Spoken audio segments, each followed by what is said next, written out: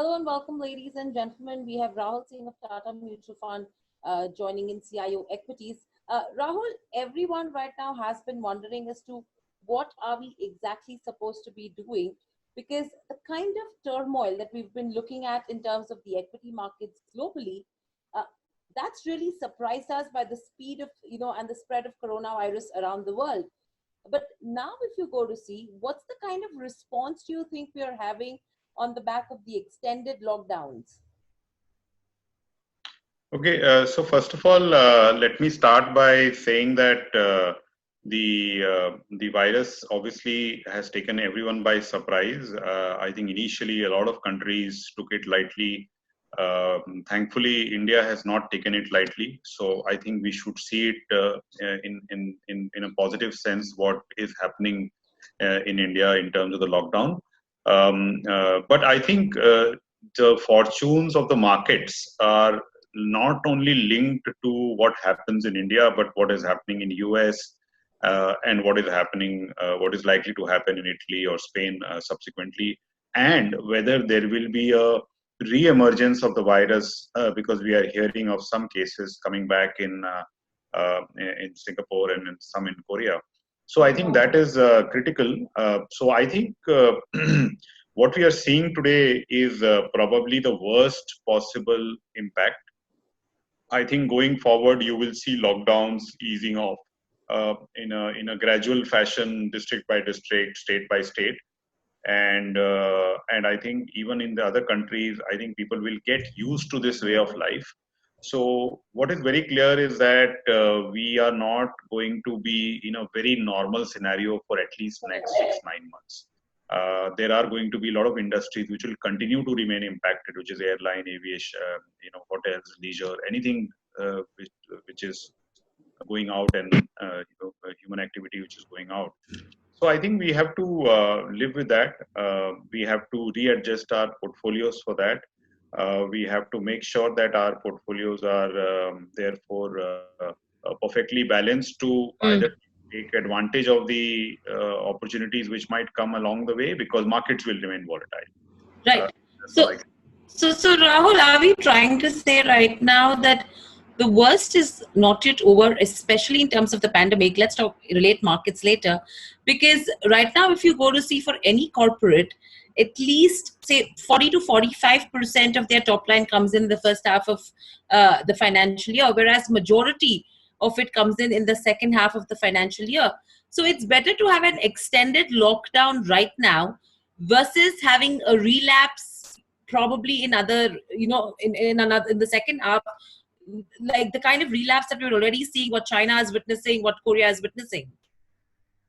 Yeah, I think, as I said, if the markets get a sense that our lockdown is working, which it seems to be working, although in a country like ours, in such a big country like ours, there will always be a number of cases which will continue to go up. I think for the next 1.5 months, I don't see the flattening of the curve, but it's not a steep curve. It's not a very, very sharp exponential kind of curve which we saw in Italy and Spain. The number of positive cases is much lower. So I think I think we have to make sure, it's a catch-22 situation, that if the lockdown succeeds, governments and districts will be tempted to continue it, and if it doesn't succeed, then anyway it's a negative. So whichever way you look at it, I think economic activity will continue to be impacted for the next 2 months at least, and 6 months at the worst. So I think in this period, you are going to see somewhere in the middle of May or maybe early May, you will probably see a peaking of the India numbers. And that is where probably you can say that, the worst in terms of news flow, the worst will be behind. Whether the market reacts to that, waits to react for that, or whether the market reacts more positively to what is happening in US and Italy and Spain, where the cases are now seem to be reducing. I think that's a very complicated question, because ultimately Indian markets are not being driven only by the data coming out of India, but they're also being driven out of data coming out of US and what is happening in US, the kind of quantitative easing version which is happening in US. So when it comes to market, it becomes a much more complicated answer rather than the epidemic person. Right. So currently, Rahul, if you have to look at the economy as a whole, uh, what do you suggest? I mean, according to you, what would be a faster way to come out of this slowdown? Because as you mentioned, yes, 2 to 3 months of disruption is something which is anticipated, and probably it would be worth the trouble as well. But the problem now is we don't know the exact duration of the lockdown. We don't know till how long there will be partial lockdowns as well. And the question we are asking over here is that yes, there will be a recovery of the economy in place. When is going to be the issue? So how important it is for us to look at markets from this perspective and say that yes, the valuations we are getting right now, it's the best opportunity to get into the equity markets. So now coming to the markets, I think we have to look at the 9,000 Nifty levels which we are at there today, and look at the numbers or the earnings estimate which are going to come out.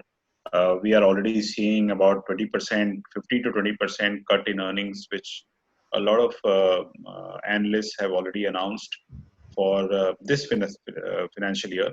For the next financial year, I think the cuts are likely to be more like 5 to 10%. So if you look at 20 to 25% kind of a cut in numbers today, the market is trading at about roughly 15 times earnings multiple. Now, is this the cheapest we have ever got in any crisis? No, because in global financial crisis, we went down to 11 times, 10, 11 times. But I don't think we will test those kind of multiples because today the bond yields are much lower. Globally, I was reading somewhere that roughly 80% of the outstanding sovereign bonds are worldwide are below 1% return. So therefore, I don't see that scenario being similar to what was there in 2008 when bond yields were much higher.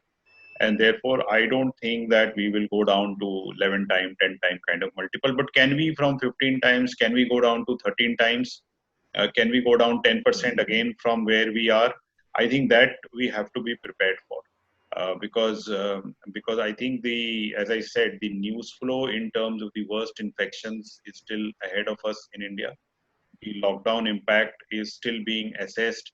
RBI and the central government are taking steps to minimize the economic impact, but compared to what US has done or Europe has done, our steps are much smaller because we don't have that kind of either fiscal space or monetary space to really have big bazooka kind of a response. So therefore, our markets will remain volatile. I don't rule out a 10% correction. At the same time, I think the bottom is not like 30% down from here. It is probably 10-12% down from here. So can we test 8,000 Nifty? I think that is what we have to be prepared for mentally and keep some cash available for that. If and when that happens, then we should be going in more aggressively. Right. So how important is it, according to you, for the FIIs to actually come back to the domestic markets? Because last couple of months, the trend has been where FIIs have constantly been pulling out of the equities market in India. DIIs have been supporting right now, but to get that sustainable revival back, how important will it be for the FIIs to look at India? I think it's very important because, as you can see, the domestic mutual funds, and I'm not talking about myself or Tata Mutual Fund, we had a significant amount of cash. We still have a lot of cash in our funds, so we are still probably better off. But the other funds, I think they've already deployed probably a large part of their cash in March and April. For FII, therefore for the markets to sustain, I think FII selling has to start reducing now. There are one or two signs that that is happening. If you can see the last few days, and I think why the FII selling is also reducing is for two counts. One, actually three counts. One, as I said, I think Indian government has been more decisive in controlling the pandemic, whatever be the economic cost. Number two, the crude cost, the crude prices are much lower than what they were 3 months back, 2 months back. So that obviously helps India a lot in terms of the macroeconomic stability. And the third point is that if you look at our valuations today, our valuation premium to other emerging markets, which used to be 30, which used to be 45, 50% till. So clearly, if you go back in history and look at last 10 years of history, our valuation premium has hovered between 25% to 70%. So we are at the lower end of that valuation premium, which we have traditionally traded vis-a-vis the other emerging markets. And remember that we are a completely domestic, we are a large part of our markets is domestic. And we are a domestic economy, domestic centric economy, unlike say a Thailand, Indonesia, Philippines, Vietnam, which have a huge export element to them. So that will also play out over a period of time, and I think that will also play a role in how FIIs would view India traditionally. But the key is valuation. I think, as I said, I think we are at 30% premium to emerging markets as compared to 50% 2 months back. If the market corrects another 10%, let's say hypothetically, then we will be at 20% premium. At 20% premium to other emerging markets, I think we start to look pretty good in terms of a global investor or global fund manager who's looking at India and other countries. Right.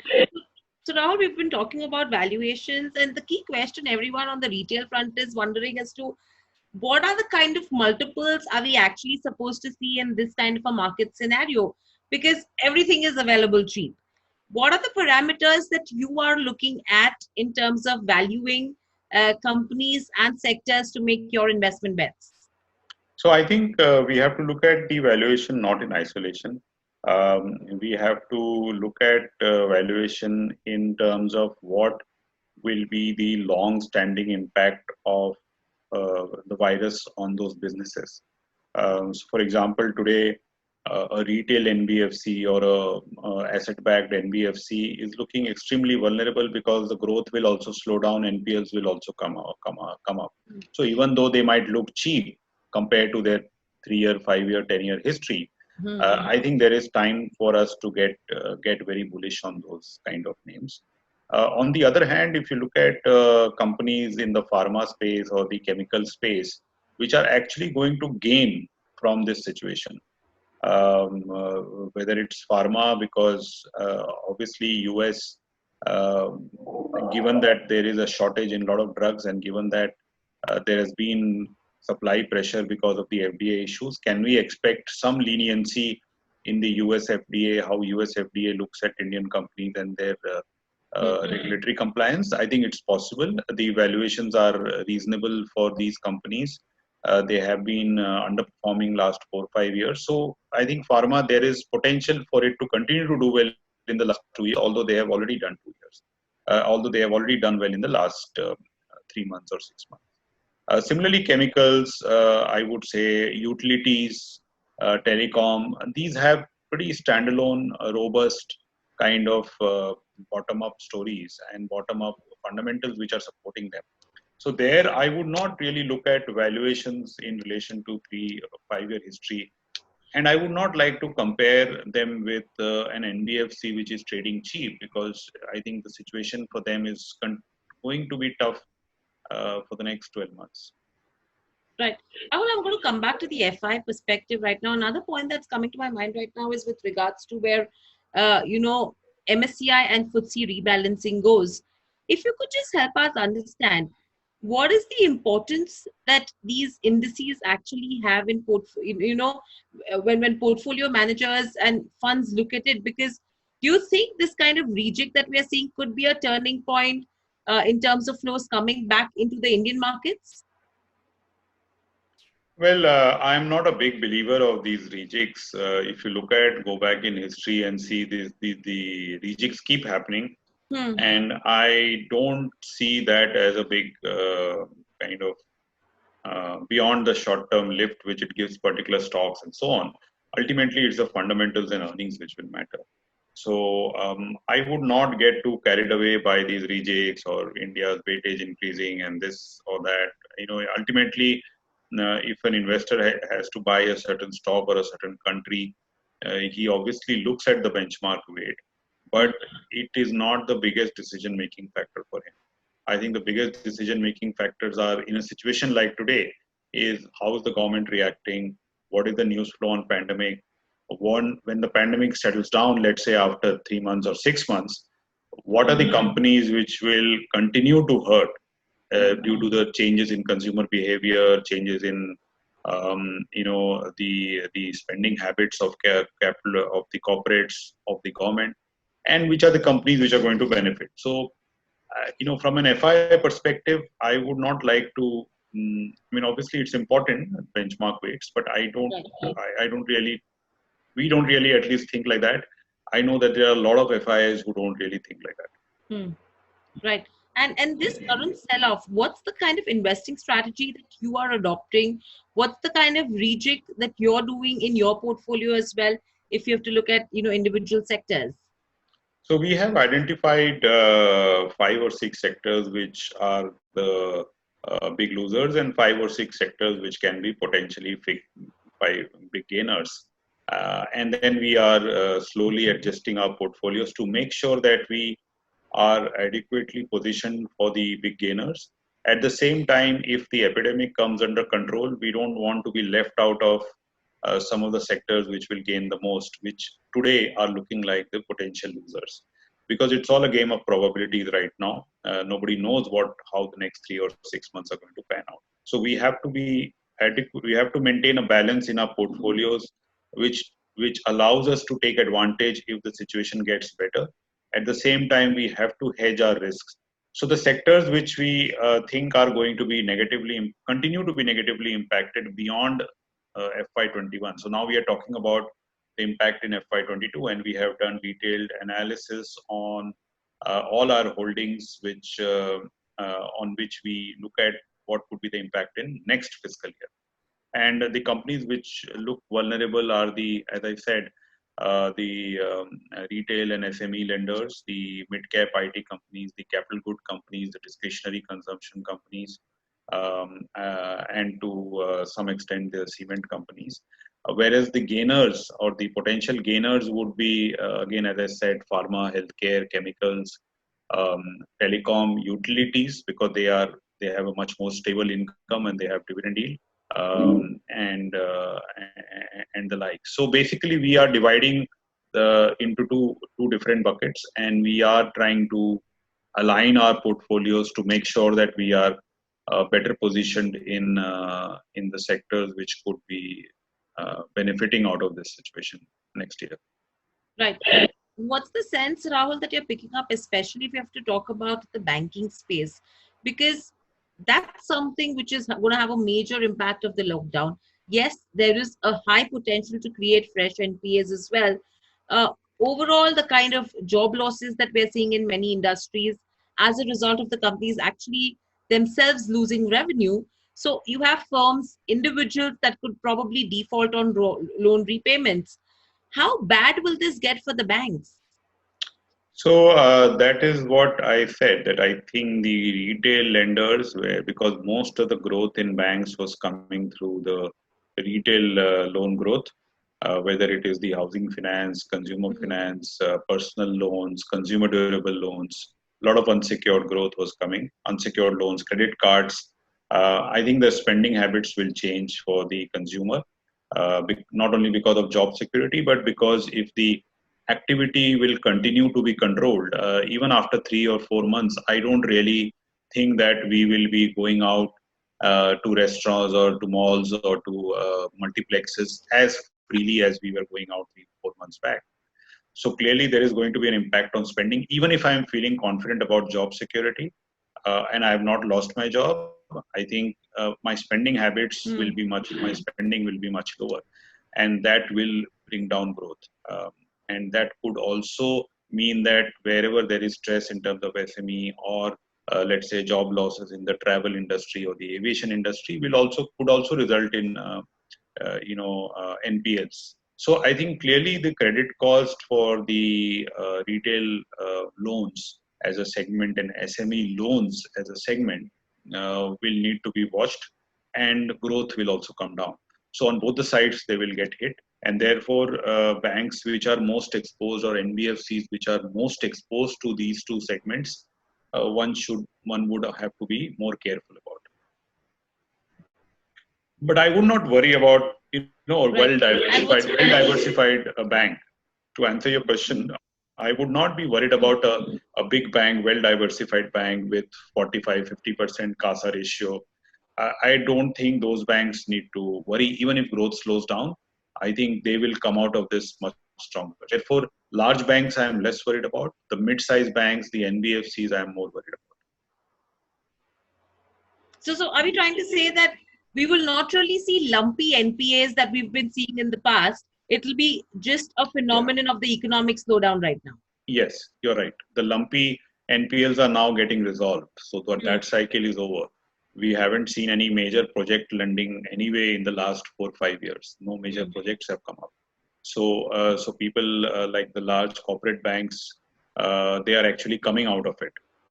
But I think what we need to worry about is the unsecured, the SME, the retail lending cycle, whether that starts turning back. And that is a risk. I'm not saying that will actually happen, but definitely the risk has gone up since the outbreak of the virus. Right. And overall, what's the sense, Rahul, you have, especially on the mid-cap space, because that's something which has been underperforming for a while now. Do you think this is the time to bottom fish even in the broader markets, or it's best to stay invested or start picking up only blue chips?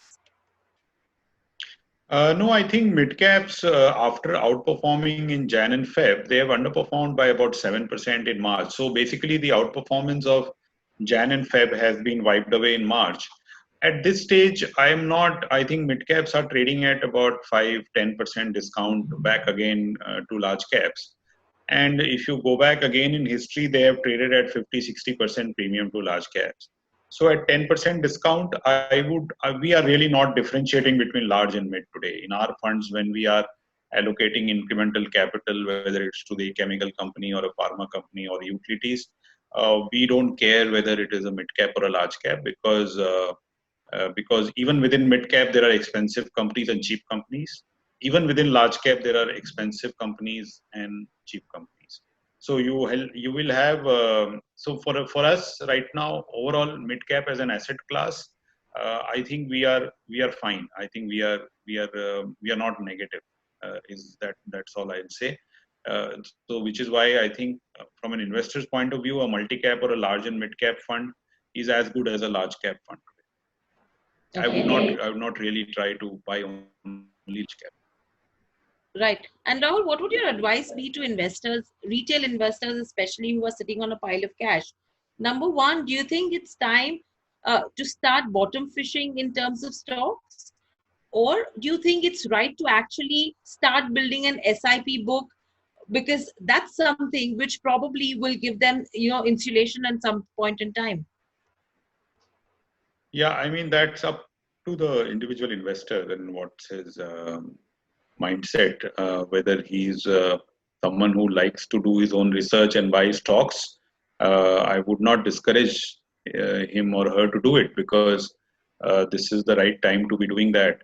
I think at these valuations, if you have surplus cash, one should definitely be deploying 25 to 30% of that cash at these valuations and wait for the data or the markets to correct. One of the two. I mean, the data. So that's how I would look at it. SIP is more for people who with regular income and not surplus cash. So that is a different discussion. But someone with surplus cash today, who is conservative, I would think, and he wants to deploy everything in one go, then balanced advantage fund is probably better. Otherwise, if you are able to do research on stocks yourself and pick stocks, then I would not be against that too. Right. Rahul, with the kind of announcements the government, the RBI has already come up with in the last 20-25 days, do you think something more is needed to give this kind of booster dose to the economy right now, apart from what's already done? Yes, I think the lending of the entire NBFC sector is huge. So what the relief which has come today is more relevant for NBFCs and housing finance companies and less relevant for banks. But RBI has also said that this is the first step. We will continue monitoring and we'll do more and more as and when required. So I think I think I'm quite happy with what RBI has done today. But it's not the end of it. I'm only happy because I know this is not the end of it. So if required, they will do more. Because as it is, 50,000 crores may not be enough from the look of it. And also there was demand from various banks and NBFCs to extend the 90-day moratorium to 180-day moratorium. So that RBI has not done that. Also, there was some talk about the moratorium from banks, whether it's applicable to NBFCs or not. I think there is still a lot of ambiguity on that. I was expecting RBI to actually come out with a clarification. So there are some missing links, but we'll see. I think the good part is that RBI definitely is appearing that they are listening to everything and they will respond in a gradual fashion because there's no need to act like US because we don't have that kind of wherewithal and we can't take those kind of steps. So we have to keep something in reserve. I think RBI is very conscious that they should not spend all their energy in one go because after that nothing will be left to control if things get worse. Right. In fact, we'll start taking questions as well that are pouring in. Rahul, one question is that considering today's rate cut, which sectors do you think will benefit in the coming time? And if possible, you could be stock specific, which I don't think. But what are the sectors that will benefit on the back of today's rate cut, according to you? So the rate cut and especially the reverse repo cut is going to benefit banks because they can also cut deposit rates. So they get a lot of flexibility on their net interest margins. Also, obviously, it helps banks. As and when the consumer sentiment revives, it will help the auto sector and the housing finance sector a lot. So I think banks, housing finance companies, and auto companies, in that order, should benefit the most.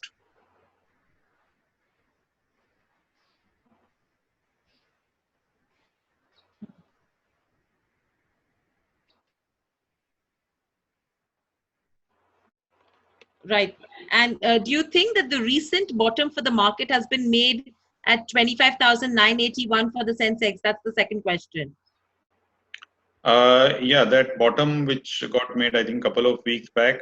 If you look at, if we go back to that kind of a number, or let's say 7,800 Nifty, then you will be looking at a P of about 13 and a half times, which is what, as I said, that I don't foresee that the P should go down below 13 and a half times. And it will not go down to 11 times, which happened in 2008, because at that time, and today, the difference is that there is so much of liquidity available. The global bond yields are so much lower that at 13 times. And I saw a nice chart that today the S&P 500 in US has a dividend yield, combined dividend yield, which is more than the 10-year G-Sec rate. So clearly, those kind of support to valuations which are there today did not exist in 2008. Right. And according to you, which is the sector that's expected to lead the next bull run? Well, there are a few candidates. I think value as a segment might start looking good because a lot of part of value is high dividend yield paying companies, stable incomes, which do not get impacted by coronavirus as much as, say, a consumption space or a banking space or a capital goods space. So I think value segment, in fact, value funds, one should be looking at more favorably. The pharma sector, as I mentioned a while back, I think clearly pharma looks like they are completing a 4-5 year bear run, and a lot of changes in the sector combined with the valuation and the changes in the fundamentals post the virus could mean that there could be a turnaround in that sector. And at some stage, when consumption stocks start to show the pain, right now we can still see that there are sectors there are stocks in consumption which have not really corrected as much. But if that correction happens, then consumption too. Right. And Rahul, there's a specific question coming in on Wipro, but rather than that, I would ask you, if you have to look at IT sector, you have Wipro, TCS, both of these counters that have already reported their earnings. Taking sense from the numbers that have come in from these two companies, what's the sense that you pick up for the IT sector as a whole? IT sector, I think, is going to be stable. I think we are looking at, but we have to stick to companies, large companies there, because if the global situation goes into a deep recession, I think the spending cuts which will happen from the corporates on IT budgets, especially on the discretionary IT budgets, can hurt mid-tier IT companies much more. So clearly, you have to stay with the large ones. They are not super expensive. They are even the largest company is 19 times, 18, 19 times earnings. So I think it will give you a good stability. Don't expect a huge returns from these companies, but a 10-15% kind of return on an annualized basis for the next 1 or 2 years is very much possible. Right. All right, Rahul. Pleasure speaking to you. Thank you for joining us on the show as well. We will come back to you for further updates as well once markets really settle down. So that is Rahul Singh, CIO Equities at Tata Mutual Fund. Thank you, Thank you. gentlemen, and ladies and gentlemen, for joining us on this webinar as well. We will keep giving you such updates. Thank you. Thank you.